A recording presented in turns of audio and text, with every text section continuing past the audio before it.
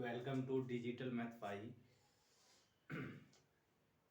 और आज हमने वर्णमाला, हिंदी का वर्णमाला पढ़ने जा रहे हैं दोस्त, है ना। तो वर्णमाला जैसे कि आपका एसएससी जीडी है ना, हो गया झारखंड पुलिस, इस सब में आपका हिंदी का जैसे एसएससी का होता है ना, एसएससी जीडी का हो गया, सीआरपीएफ हेड कांस्टेबल का हो गया, इस सब का ऑप्शन देता है हिंदी लीजिए चाहे इंग्लिश लीजिए, ठीक है। तो हिंदी सबसे अच्छा है हम लोग के लिए, है ना, हिंदी मीडियम वाले के लिए। तो आज हमने स्टार्ट कर रहे हैं हिंदी का फर्स्ट क्लास है वर्णमाला। वर्णमाला, तो वर्णमाला में आइए देखते हैं क्या है वर्णमाला। पहले हमने किसको कहेंगे वो देखते हैं। वर्ण के क्रमबद्ध समूह को वर्णमाला कहते हैं। क्रमबद्ध कहने का मतलब है लाइन बाय लाइन, है ना, क्रमबद्ध एक एक करके, से का ख ग घ उमा, इस तरीके से क्रमबद्ध हुआ। का वर्ग का फिर चा वर्ग का जैसे बोलेंगे चा छ ज झ इया, इसी तरीके से क्रमबद्ध समूह को वर्णमाला कहते हैं। दूसरा पॉइंट है लिपि चिन्ह के क्रमबद्ध समूह। लिपि चिन्ह वही हमने बोले का ख ग घ उमा, ठीक है। अब नोट में देखना है कि इसको किस तरह से अरेंज किया गया है, किस तरीके से सजाया गया है। तो देखिए वाक्य से सबसे बड़ा इकाई है उपवाक्य। अब उपवाक्य से बड़ा इकाई है पदबंध, और पदबंध से बड़ा नहीं, सॉरी, वाक्य से छोटी इकाई है उपवाक्य, उपवाक्य से छोटी इकाई है पदबंध, पदबंध से छोटी इकाई है पद, जिसको कहते हैं शब्द, है ना। पद चाहे शब्द जो भी बोलिए एक है। तो पद से छोटी इकाई है अक्षर, और अक्षर से छोटी इकाई है ध्वनि, जिसको कहते हैं वर्ण। और वर्ण कहने का मतलब है का ख ग घ अंग, इसी तरह वर्ण का प्रकार। अब वर्ण हम लोग देख रहे हैं वर्ण का प्रकार, तो स्वर और व्यंजन वर्ण, दो वर्ण होते हैं एग्जाम में। जैसे कि देखिए यहीं पे एक क्वेश्चन आ गया आपका वर्ण का। वर्ण का बोल देगा वर्ण कितने प्रकार के होते हैं, एग्जाम्पल में दे देंगे 3 4 5 2, तो अब क्या कहिए, वर्ण जानिएगा तब तो 2। वर्ण कितने प्रकार के होते हैं, तो दो प्रकार के। कौन कौन से, तो देखिए स्वर और व्यंजन, है ना। बस स्वर और व्यंजन ही याद रखना है। वर्ण वर्ण सब में जिसे होता है ना कि बहुत बड़ा लिखा गया है, बहुत बड़ा सोचना, ऐसा कुछ नहीं, बस स्वर और व्यंजन शॉर्ट करना है, ठीक है। हम लोग को एग्जाम निकालना है तो स्वर वर्ण। अब स्वर और व्यंजन देख लिए। अब स्वर वर्ण किसको कहेंगे, कॉन्सेप्ट क्लियर कीजिए, उसके बाद उसको फिर छोटा कीजिए, यही है हिंदी, और तभी एग्जाम निकलेगा दोस्त, ठीक है। तो देखिए स्वर वर्ण जिसका स्वतंत्र उच्चारण, स्वतंत्र उच्चारण किसी का हेल्प ना लेना हो, आ, किसी का उच्चारण देखिए वही स्वतंत्र उच्चारण हो, जैसे या ई उ री ए आ ओ आओ अंग आ। अंग और आह जो है वो आयोगवा वर्ण कहते हैं। कौन सा वर्ण कहते हैं, आयोगवा।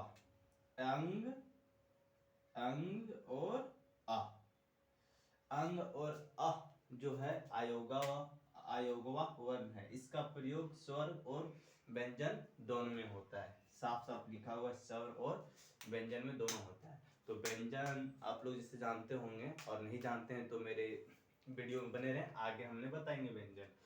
तो स्वर के बारे में आपने पता चल गया। आयोगवा वर्ण, अब यहाँ पे फिर एग्जाम में इस तरीके से पूछेगा आयोगवा वर्ण कितने प्रकार के होते हैं, तो क्या बोलेंगे, दो प्रकार के होते हैं, है ना। अब इस तरह हो गए दो प्रकार के। और एक इस तरीके से पूछेगा कि दे देगा आपको आयोगा वर्ण को, निम्न में आयोगा वर्ण ज्ञात करें चाहे चुने, है ना। तो कैसे चुनिएगा दे देगा का खा आ अंग, है ना, अंग, है ना। देखिए आयोगा वर्ण अंग आ, है ना। तो का खा अंग दे देगा, अंग, ठीक है, अंग। तो आयोगा जानेंगे तब ना, अंग होता है। अब फिर इसको नहीं देगा, यही ऑप्शन सिर्फ देगा दे देगा चा छा आह, तो फिर क्या इसको लेंगे, ठीक है। अब यहाँ तक हो गया। अब आगे देखते हैं नेक्स्ट स्टार में स्वर वर्ण की संख्या। स्वर वर्ण की संख्या जैसे बोलेगा स्वर वर्ण की संख्या, तो स्वर वर्ण सिर्फ बोले स्वर वर्ण की संख्या तो होता है 11। 11 कैसे होता है, अंग आ छोड़ देते हैं इसीलिए 11 होता है। और अंग अब कुल जोड़ देंगे तो 11 और 2 12 13 13 होगा, देखिए 13 है ना। इसको ध्यान में रखना है। स्वर वर्ण का कुल जब बोलेगा, चाहे हिंदी में जो कुल बोलेगा चाहे और हिंदी में बोल चाल में बोलेगा तो फिर 11 ही होगा स्वर वर्ण की संख्या। बोलेगा कुल तब होगा 13। और मूल स्वर यहाँ पे बहुत इंपॉर्टेंट है कि मूल स्वर स्वर वर्ण मूल स्वर वर्ण 4 होते हैं। 4 होते हैं, देखिए ये हमने लिखे ना, ये एक पार्ट में है। ये देखिए एक पार्ट में यहाँ से यहाँ तक एक पार्ट में, तो इसी पार्ट में 4 गो होता है। एक ए मतलब बिना आकार वाला, एक ए है ना। देखिए 4 गो हो गया, क्यों गया ये या ई उ री, या ई उ री, मूल स्वर 4 गो।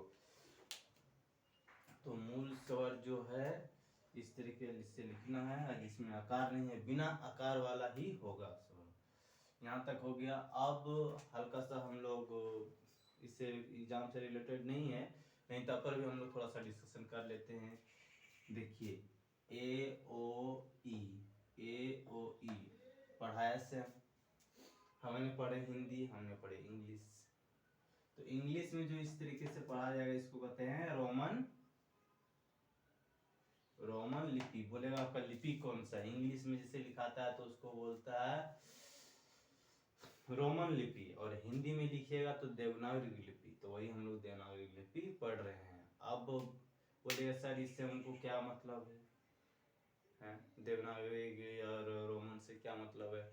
तो आप 10 चाहे कोई भी एग्जाम दीजिएगा, 10 11 12 जो भी है ग्रेजुएशन आपका, जैसे कि हिंदी पेपर रहेगा तो सबसे ऊपर में पहले बोलेगा नाम लिखने, उसके बाद बोलेगा रोल नंबर लिखने, उसके बाद बोलेगा लिपि लिखने कि आप कौन सा लिपि में लिख रहे हैं, संस्कृत लिपि, हिंदी लिपि, देवनागरी लिपि, कौन सा लिपि। तो हिंदी का भी सब्जेक्ट रहेगा तो उसमें लिखना पड़ेगा लिपि, तो देवनागरी लिपि, ठीक है। और इंग्लिश का रहे तो इंग्लिश का तो सब्जेक्ट रहेगा ही, तो इंग्लिश में वहाँ पे लिपि पूछेगा तो वहाँ पे लिखना है रोमन लिपि। वो बच्चा लोग को नहीं पता रहता है, वहाँ जो टीचर एग्जामिनर रहता है, एग्जामिनर को पता रहता है कि हमको बच्चा लोग को क्या क्या भरवा देना है, नाम, रोल नंबर और लिपि। तो बस वो जानकारी के लिए है, उससे मैटर नहीं करता है। हो सकता है पूछ दे हिंदी कौन सा लिपि है, तो एक नंबर आ गया देवनागरी लिपि है। लेकिन इंग्लिश में नहीं पूछेगा, हिंदी में नहीं पूछेगा, इसे डजेंट मैटर करता है। मात्रा के आधार पर स्वर की संख्या कितना होता है, तो 2 मात्रा होता है। कौन कौन सा, लघु मात्रा एंड लघु मात्रा को ही कहते हैं छोटा मात्रा, और गुरु मात्रा को कहते हैं बड़ी मात्रा।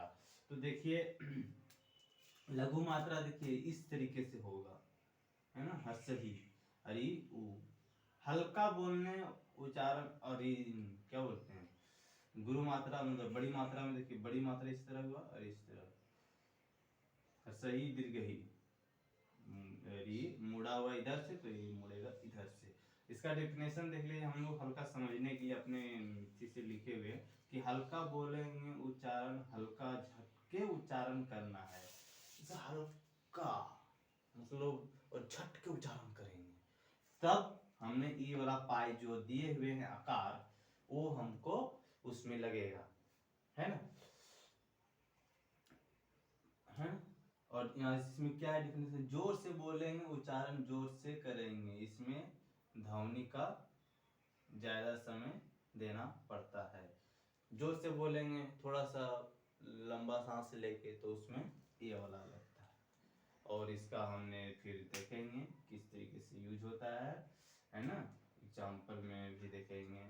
अब यहाँ तक समझ जाइए कि हल्का उच्चारण है, ये हल्का जोर से उच्चारण करेंगे तभी पाई लगेगा, इतना आप रखिए। ठीक है, नेक्स्ट वीडियो में फिर हमने